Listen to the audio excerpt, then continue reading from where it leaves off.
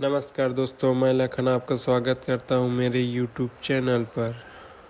आज आपको विक्रमादित्य का कहानी सुनाता हूं। सिंहासन बत्तीसी पे राजा भोज जैसे ही बैठने का कोशिश करता है, पुष्पवती बाहर निकलकर बोलती है कि हे राजा, ना विक्रमादित्य की तरह गुणवान बनिए, तब जाके सिंहासन में बैठने योग्य रहेंगे।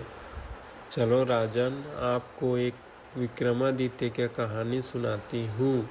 एक दिन की बात है, राजा विक्रमादित्य अपने दरबार में दरबारियों का प्रस्ताव सुन रहे थे। तभी एक बढ़ाई आया।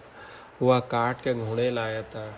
काठ का घोड़ा ऐसा था कि उसमें बैठ के कहीं पर भी सवारी कर सकते हैं, कहीं भी आना जाना कर सकते हैं।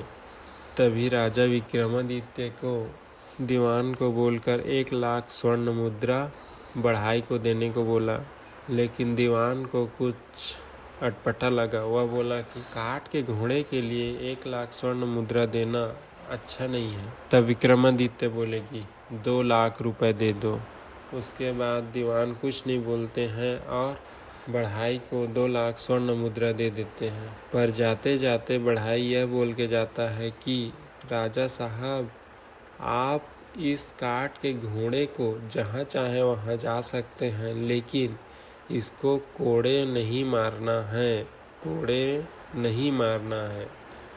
एक दिन की बात है, जब राजा काठ की घोड़े की सवारी करने को इच्छा करता है, लेकिन विक्रमादित्य बढ़ाई की बात को भूल जाया रहता है और काठ के घोड़े को एक कोड़े मारी देता है। फिर क्या होता है, काठ के घोड़े हवा की रफ्तार से तेज चलता है कि एक घने जंगल में राजा विक्रमादित्य लुढ़कते लुढ़कते गिर जाता है। जंगल इतना घना है कि उनको चलना भी मुश्किल। 10 दिन के अंदर में मात्र 4 मील ही चल पाए थे, उसमें भी जंगल से बाहर निकल नहीं पा रहे थे। फिर 5 दिन और चलने के बाद एक जगह पहुँचे। वहाँ पर देखते हैं कि 2 कुआं हैं। एक बंदरिया ऊपर से नीचे आती, कभी ऊपर जाती फिर नीचे आती।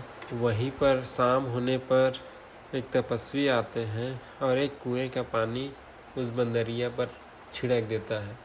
जैसी छिड़कता है, बंदरिया स्त्री बन जाती है और स्त्री के साथ रहकर सुबह जैसी होता है, स्त्री को दूसरे कुएं का पानी छिड़क देने से स्त्री बंदरिया बन जाती है। यह प्रक्रिया विक्रमादित्य वहां बैठे बैठे देखते रहते हैं। तपस्वी के बाहर जाने के बाद विक्रमादित्य आता है और दूसरे कुएं का पानी बंदरिया पर छिड़क देने से बंदरिया सुंदर स्त्री बन जाती। स्त्री बोलती है, राजन तुम कौन हो, यहाँ आए हो, मैं श्राप दे दूंगी। लेकिन विक्रमादित्य बोलते हैं, मुझे कोई श्राप नहीं लग सकता, आप यहाँ कैसे फंसे हो ये बताइए। बोलते स्त्री बोलती है, मेरे माता पिता मुझे काम दिए थे, वो काम नहीं कर पाया, तब जाके माता पिता ने मुझे ये तपस्वी को मुझे भेंट कर दिए हैं। तब से तपस्वी मुझे कभी बंदरिया बनाती है और जंगल में चले जाते हैं। शाम को आकर मुझे फिर स्त्री बना लेती है। यह रोज का ऐसी है। ठीक है, मैं तुम्हें ले जा सकता हूँ। ऐसे कहकर फिर बंदरिया बनाकर जंगल में विक्रमादित्य छुप जाते हैं। तभी शाम होता है तो तपस्वी आकर बंदरिया में पानी छिड़क कर स्त्री बनाता है। वो स्त्री बोलती है कि आप मुझे कुछ भेंट दीजिए। तब तपस्वी कमल का फूल भेंट देता है और उस कमल के फूल को स्त्री एक बालक को दे देता है और उसको ये भी बताता है कि यह फूल कमल का कभी मुरझाएगा नहीं। उसके बाद जैसे ही तपस्वी वहाँ से जाता है तो स्त्री को बंदरिया बनाकर चले जाता है। उसके बाद विक्रमादित्य बाहर आता है और वो बंदरिया को स्त्री बनाकर अपने वेतालों को बुलाता है और अपने राजमहल चले जाता है।